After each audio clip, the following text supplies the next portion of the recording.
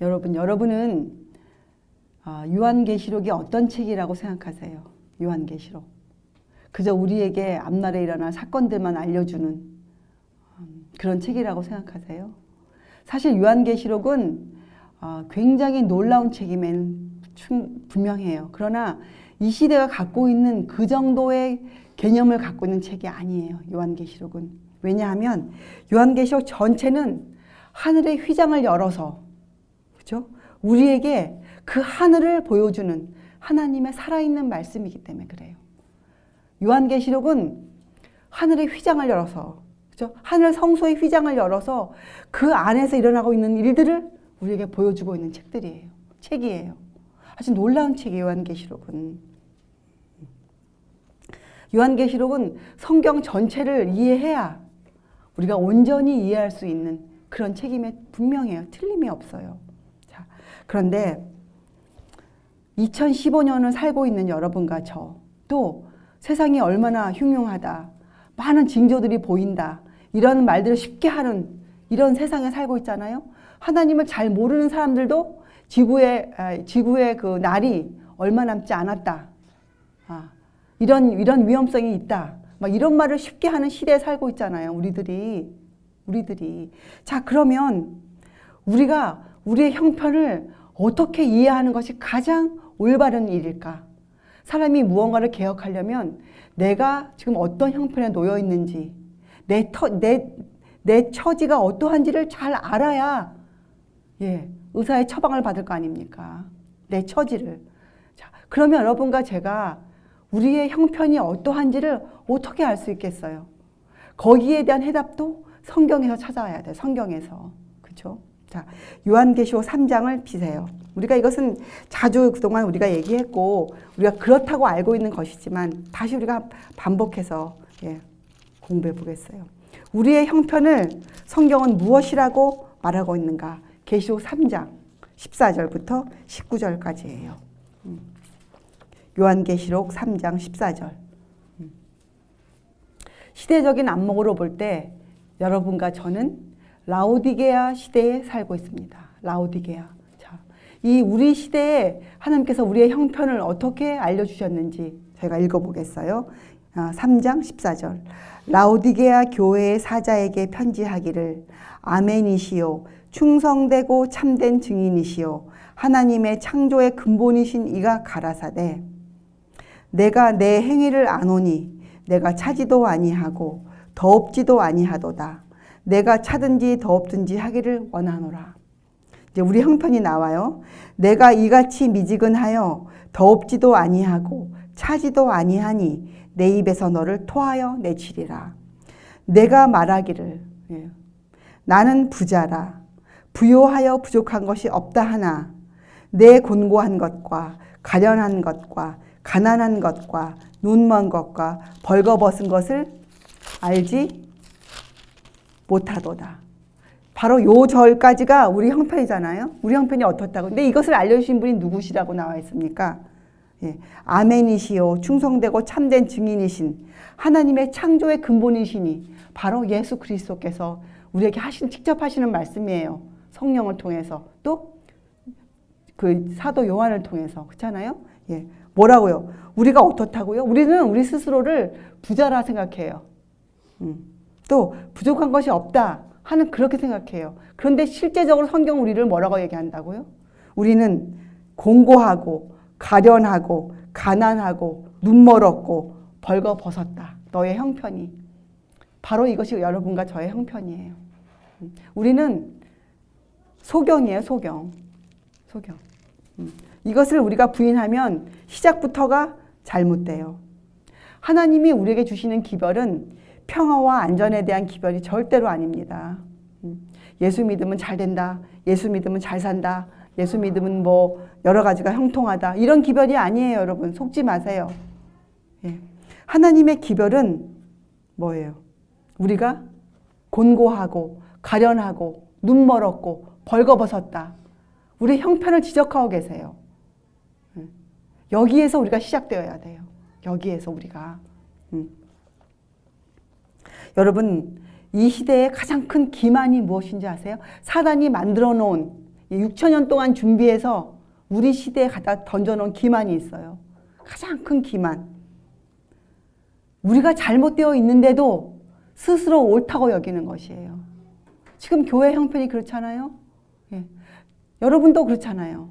성경 말씀이 여러분에게 이러이러한 죄가 있다, 이러이러한 잘못이 있다라고 경고해도 우리가 별로 그 경고에 대해서 경각심이 일어나지 않는 그런 기만 속에 살고 있어요, 우리가. 지금은 장님이 장님을 인도하는 그런 형편에 처해 있는 것이 종교계의 형편이에요. 그것을 라오디게아 교회 시대에 참된 증인께서 정확하게 지적하고 계세요. 예. 그래서 라오디게아 교회에 보내는 기별을 공부해 보면 우리가 이 기만을 알 수 있어요, 여러분. 여러분, 성경에는 이 기만을 당한 마음, 다른 말로 하면 성화받지 못한, 성화되지 않은 마음, 정신세계가, 공부했잖아요. 마음은 정신세계예요.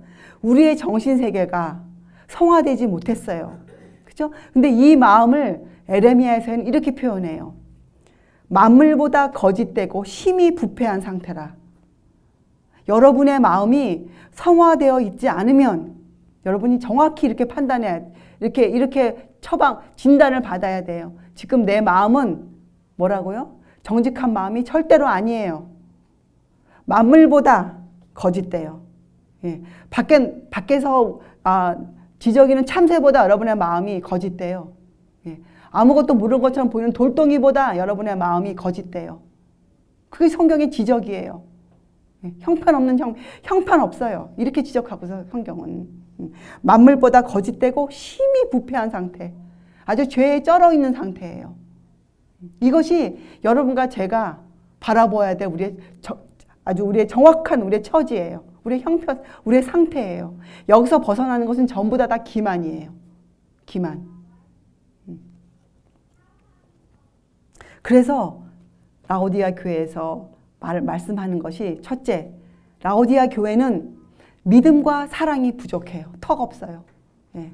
어떤 믿음이 없는가? 예. 산 믿음이 없어요. 산 믿음. 믿음이 무엇인지 모르는 시대예요. 왜냐? 불신이 깔려있는 시대이기 때문에. 불신. 믿음의 반대가 무엇입니까? 불신이죠. 불신은 여러분과 저를 졸게 하는 원인이에요. 여러분과 제가 왜 좁니까? 예수님의 세 제자가 왜 겟세마네에서 졸았습니까? 그들이 예수님의 말씀을 믿지 않았기 때문에 졸았잖아요. 그렇죠? 예수께서 십자가에 달리우신 거라는, 죽을 것이라는 그 말씀을 그들이 심각하게 받지 않았어요. 그래서 졸았습니다. 여러분과 제가 왜 졸고 있는가? 왜 육적으로 자꾸 약해지는가? 왜요? 불신이 깔려있기 때문이라는 성경의 지적을 받으세요. 저 믿는데요? 그거 아닙니다. 우리의 형편을 그대로 인정하세요. 불신이 깔려 있어요. 불신은 우리의 눈을 감기게 해서 우리 자신의 진정한 상태를 못 보게 만들어요. 장님 만들어줘요, 불신은. 또 사랑이 부족해요. 사랑이 부족해요. 지금 이 시대는 기만으로 사단이 외치는 사랑에 속고 있는 시대예요. 사랑. 성경에는 분명히 잘못된 사랑이 있다고 지적하고 있어요. 잘못된 애정. 그죠? 잘못된 애정. 성화되지 않은 마음이 바라는 애정들. 그건 잘못된 애정이죠. 그런 잘못된 애정으로 자식을 사랑하면 자식을 망쳐요. 이런 것들을 우리가 깨달아 알아야 돼요. 믿음과 사랑이 부족하면요, 무엇이 안 되는가? 영원한 사물을 분별하여 볼 수가 없어요. 내 생애 가운데서 어떤 것이 영원하고 무엇이 세속적인 것을 분별할 수 있는 능력이 생기지 않아요. 믿음과 사랑이 부족하면. 영원한 것을 분별해 볼 수 없어요. 하늘이 어떠한 가치를 갖고 있는 곳인지 절대로 이 귀에 들려오지 않아요. 눈에 보이지가 않아요, 하늘이. 자, 그것이 부족한 상태예요. 자, 두 번째 부족한 상태는 그리스도의 임박한 재림을 성경대로 믿지 못해요. 예수님은 곧 오신다고 했는데 그것을 믿는다고는 하지만 그것을 성경대로 믿지 못해요. 누구와 같은가? 누가복음 12장에 나오는 악한 종하고 똑같아요. 주님이 더디 오신다라. 이렇게 생각하며 살아요. 믿는 자들을 핍박하죠. 때리죠. 말은 주님이 곧 오시리라 말을 하지만 그들의 삶을 통해서, 행동을 통해서 그것을 부인하는 삶을 살고 있어요. 진정으로 주님이 곧 오신다는 것을 믿는다면 지금처럼 살지 못하죠, 그리스도인들이. 그죠?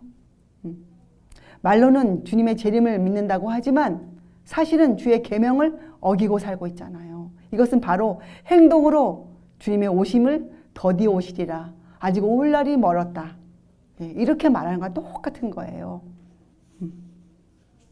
자, 세 번째, 이런 믿음과 사랑의 부족, 예수님의 재림에 대한, 임박한 재림에 대한 인식의 부족, 또 한 가지가 있어요. 이런 것들을 우리의 상태를 정확히 성경적으로 진단받지 못하면 또 이것이 부족해요. 뭐가 부족하느냐? 그리스도인으로 살면서 이 마지막 시대 우리가 무엇을 하며 살아야 하는지에 대한 인식이 부족해요. 우리가 인생을 어떻게 살아야 되는지에 대한 인식이 부족하죠. 또 쉬운 말로 하면 우리를 향한 하나님의 뜻을 절대로 알 수가 없어요. 하나님의 뜻이 무엇인지 안개와 같아요. 자, 이 모든 문제를 해결하려면 우리가 시작점이 어디여야 된다고요? 여러분과 저의 상태를 정확히 깨달아 알고 그것을 인정해야 돼요. 인정해야 됩니다. 왜? 이 라오디게아 교회 주신 말씀은 사도 요한이 한 말 더더욱이 아니고 천사가 한 말도 아니고 누가 하신 말씀입니까? 예, 창조의 근본 되시는 예수님께서, 우리의 구속주께서 우리에게 하신 말씀이시기 때문에 그러합니다. 여기에 무슨 왜라고 따질 만한 여지가 전혀 남겨놓지 않고 있어요, 성경은. 자, 여러분, 이제 우리가 어떻게 해야 될까요? 우리가 이런 성경적으로 우리 형편에 대한, 우리의 처지에 대한 이해를 이제 우리가 들었어요. 이제 우리가 어떻게 해야 될까요? 사실 지금은 사람들이 이러한 믿음과 사랑이 부족하고 예수님의 재림에 대한 실제적인 이해가 부족하고, 그렇죠? 우리를 향한 하나님의 뜻에 대한 인식이 없기 때문에 또한 체험이 없어요. 체험. 마땅히 그리스도인으로서 겪어야 될 체험들이 없어요. 잘못된 체험만 잔뜩 갖고 있어요. 환상을 보았느니, 음성을 들었느니, 아니면 교회에서 내가 이런 일을 하고 있다든지, 봉사를 이렇게 많이 하고 있는데, 내가 헌금을 이만큼 내고 있는데, 이렇게 잘못된 체험들을 많이 갖고 살아요. 근데 그것조차가 잘못인지도 모르고 살고 있어요. 우리에게는 진정한 그리스도인의 경건의 체험이 필요해요. 우리에게는. 근데 이런 것들을 우리가 하려면 우리의 마음이 만물보다 거짓되고 심히 부패한 상태라는 성경의 가르침을 받아들여야 돼요. 그것을 우리가 흔쾌히 인정해야 돼요. 그것이 뭡니까? 주님 앞에 두 손 들고 나가서 회개하는 자의 마음의 기본 단계 아닙니까? 기본 자세. 주여, 나를 고쳐주시옵소서 하는 기본 자세 아니겠어요? 지금 제 마음은 만물보다 거짓되고 심히 부패한 상태입니다. 이것을 인정하는 것. 왜냐하면 이 라오디게아의 교회에 보내는 메시지 뒤를 읽어보면 18절 이렇게 나오잖아요.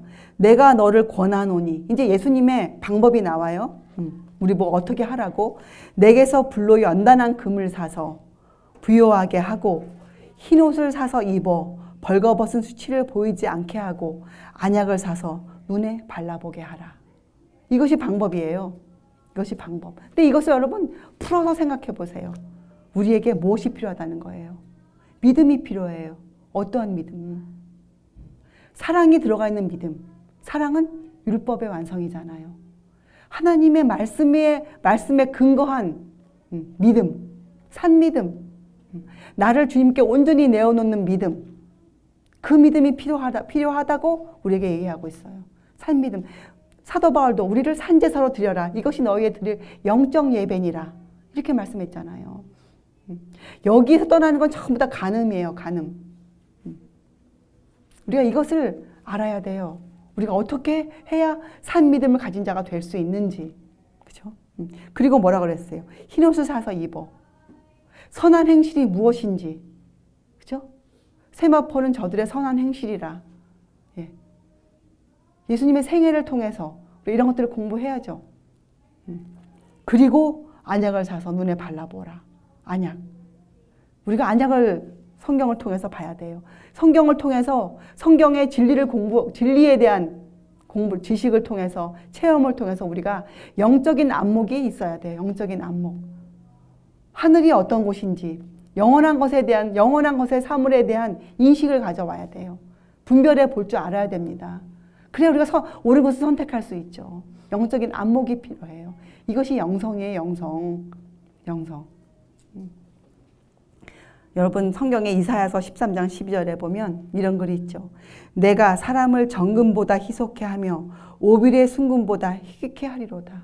이러한 사람을 만들어내는 것이 하나님의 뜻이에요. 오빌의 순금보다 귀한 사람, 정금 같은 믿음을 가진 사람, 이것이 우리를 향한 하나님의 뜻이거든요. 그런데 19절 보세요. 19절. 무릇 내가 사랑하는 자를 책망하여 징계하노니. 자, 우리는 하나님의 책망과 징계를 기쁘게 받아들일 줄 알아야 돼요. 성경을 통해 주시는 하나님의 책망과 징계를 받을 줄 알아야 됩니다. 그렇죠? 그리고 결론이 뭡니까? 그러므로는 결론을 내주는 거잖아요. 그러므로 어떻게 하라고 나와 있습니까? 내가 열심을 내라. 회개하라. 여러분, 회개하는데 열심을 내야 돼요. 우리가. 시작점이. 이 라오디게아 살고 있는 여러분과 저는 이 깊고 철저한 회개가 필요해요. 매일의 삶에서. 이것은 한 번 하고 끝내는 것이 아니잖아요. 그렇죠? 이것은 매일 드리는 제사예요. 매일 드리는 제사, 하나님 앞에서. 산제사. 예. 깊고 철저한 회개가 필요합니다, 여러분. 우리는 성령의 귀한 은혜를 얻기 위해 노력해야 할 진정한 필요를 그걸 느끼기 전에 먼저 하나님 앞에 자신을 낮추고 깊고 철저하게 회개할 필요성을 먼저 느껴야 돼요. 먼저. 이것이 바로 성서 공부 중에서 뜰의 사역을 우리가 공부하는 이유예요. 뜰의 사역. 주님의 보혈의 공로가 어떻게 해서 보혈의 공로가 되는지, 주님이 흘리신 그 피가 어떻게 해서 어떠한 경로를 통해서 성소에 들어가 있는지, 어떻게 들어가서 성소 휘장에 뿌려지고 어떻게 금단에 바르게 되는지, 이것을 공부해야 되지 않겠습니까? 이 의미를 깨달아야 되지 않겠습니까? 여러분 주의하세요. 이 성소를 직접 체험하며 살았던 구약 백성도 의미를 잃어버렸을 때 그들이 어떻게 했습니까? 이런 책망을 들었어요. 선지자를 통해서. 순종이 제사보다 낫다. 그렇죠? 그리고 하나님께서 많은 짐승의 피에 실증을 나신다고 말씀하셨어요. 여러분. 그러니 하물며 우리에게 어떠하겠습니까? 이 의미를 우리는 분명히 알아야 됩니다. 분명히. 뜰의 사역에 대한 의미. 예수님의 보혈이 어떻게 보혈이 되었는지 이 경로를 우리가 똑바로 알아야 돼요. 여기에 대해서 여러분이 모르는데 알고 있다. 아니면 귀찮다. 거기까지 알아야 되는가 그 정도까지 해야 돼? 이런 불신의 마음을 갖고 있으면 인정하세요. 갖고 있으니까 배우기를 즐겨하지 않잖아요. 그죠? 갖고 있으니까 이런 말씀이 들려올 때 지루한 생각이 들잖아요. 그렇게 인정하세요. 자신을 인정하세요. 예. 책망하시는 주님의 말씀, 음성을 들을 수 있게 귀를 여세요. 마음을 여세요.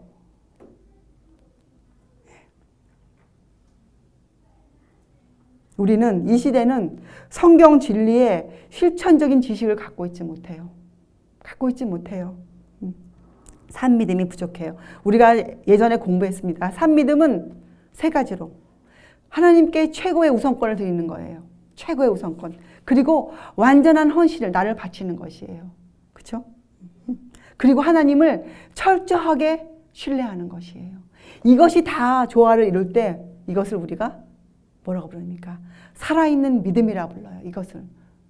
성경은 분명히 여러분과 저에게 이러한 수준에까지 올라와야만 된다라고 말씀하고 있어요. 우리에게 어떠한 사람이 되어야 하는가에 대한 답을 성경은 주고 있단 말씀이죠. 우리에게. 어떠한 사람이 되어라. 그래서 우리는 먼저 우리 스스로를 하나님께로 철저히 돌려야 돼요. 먼저. 그 일을 먼저 해야 돼요. 스스로. 근데 이것은 스스로가 하는 일이에요. 예. 또 다른 말로 하면 우리의 죄를 우리로부터 분리하는 일에 하나님과 연합해야 돼요. 이 문제를 먼저 해결해야 합니다. 매일매일. 그리고 우리가 배우는 진리에 의해서 성화되어져야 돼요. 여러분과 제가 아무리 성경을 깊이 연구해도 이 첫 단계가 잘못되면 우리는 그저 라오디게아 교인 수준에 머무르는 거예요.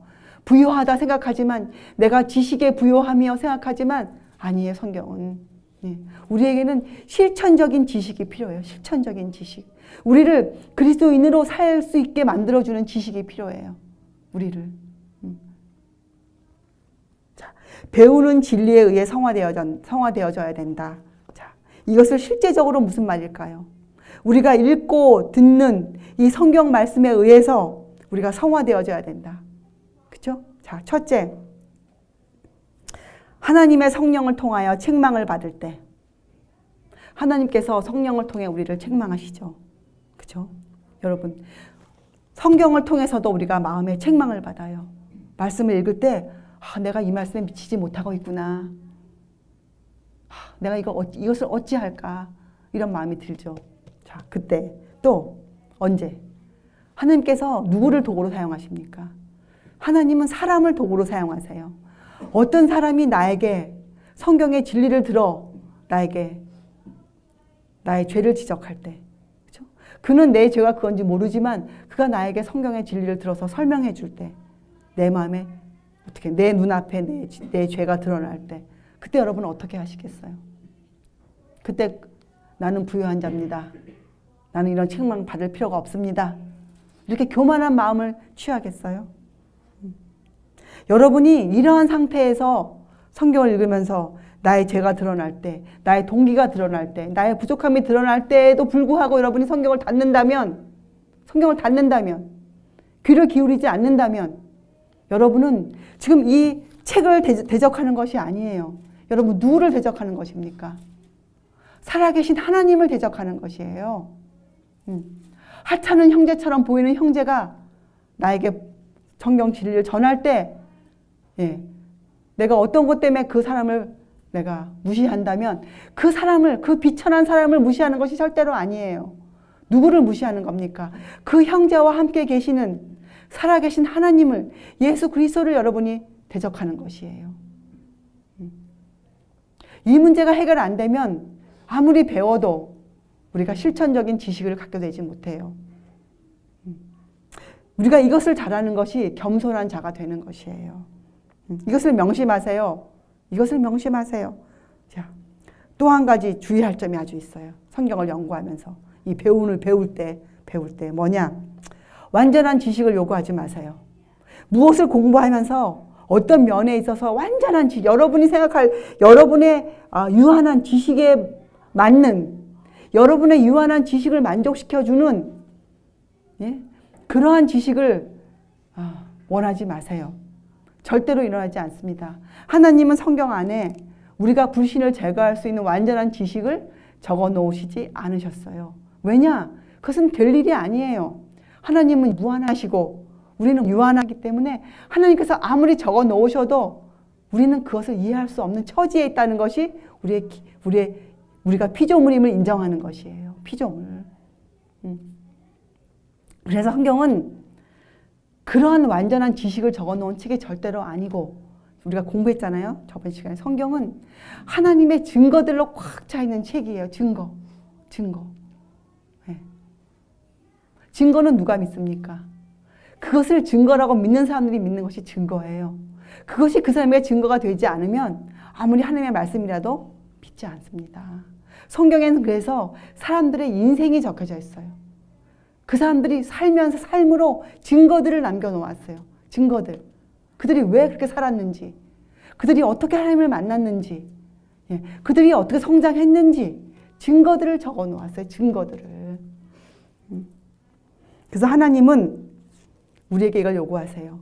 우리의 믿음이 지식에 근거한 것이 아니고 우리의 믿음은 예, 이 증거에 근거되어 있어야 돼요.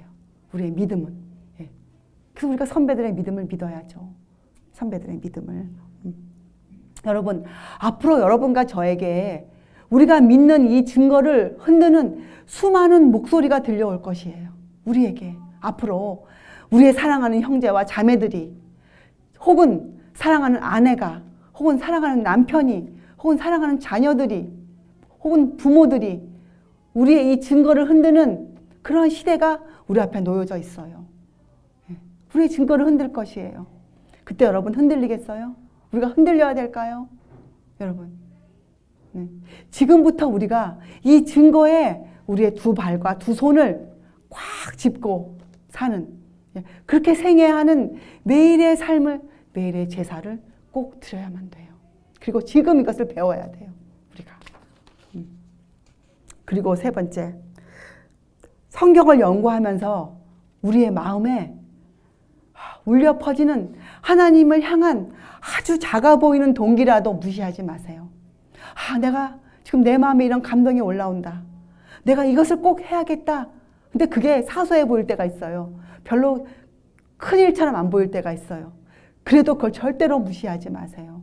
왜냐하면 많은 사람들은요, 이건 뭐 사소한 일이다. 좀 더 확실한 증거, 좀 더 훌륭한 기회들을 엿보고 있어요. 매일의 생활의 의무 가운데서 보여지는 내가 행해야 할 의무들은 작은 것이라 여기고 그것은 그냥 지나쳐요. 작은 일에 충실하지 않아요. 그리고 좀 더 훌륭한 사업을 내가 해야지. 그래서 이렇게 쉽게 얘기하죠. 지금은 내가 하나님의 나를 지킬 만한 형편이 못 됩니다. 조금 더 좋은 기회가 올 때까지 기다리겠습니다. 성경을 읽으면서 내가 이 계명을 꼭 지켜야 되는데, 이런 감동이 오는데도 불구하고 지금 제 형편이 그렇지 못합니다. 저에게는 좀 더 확실한 기회가 필요합니다. 저에게는 좀 더 확실한 증거가 필요합니다. 이렇게 마음을 내려놓아요. 이것은 금물이에요. 이것은 우리가 피해야 되는 것이에요. 여러분 마음에 하나님을 향한 아무리 작은 동기라도 그 열정에 솟아오를 때 여러분 그것을 행하세요. 그것을 행하세요. 그래야 우리가 그것 때문에 얻어지는 체험들이 있어요. 그런 일을 우리가 홍해바다 찬물에 발을 담글 때, 그때 여러 가지 일들이 생겨요. 어려움이 생겨요. 그때 우리가 할 수 없는 일을 행하시는 하나님의 놀라운 그 능력들을 맛볼 수가 있는 것이에요. 여러분과 제가 왜 이렇게 연약한가? 우리가 배운 믿음을 산 믿음으로 활용해 보지 않기 때문에 그래요. 그냥 머릿속에 갖고 있기 때문에 그래요. 그리고 좀 더 확실한 증거와 좀 더 훌륭한 기회들을, 나에게 딱 맞는 기회가 올 때까지 기다리는 그러한 자세를 갖고 있기 때문에 우리가 신앙 성장이 별로 빠르지가 못해요. 이런 사람에게 우리에게 열심을 내라, 회개하라 하셨어요. 여러분, 우리 회개합시다. 하나님 앞에 회개합시다. 그리고 정말 위험한 것은요, 이 매일의 의무에 우리에게 주어지는 이 빛에 등한하면, 이 빛을 자꾸 거절하면 어떻게 됩니까?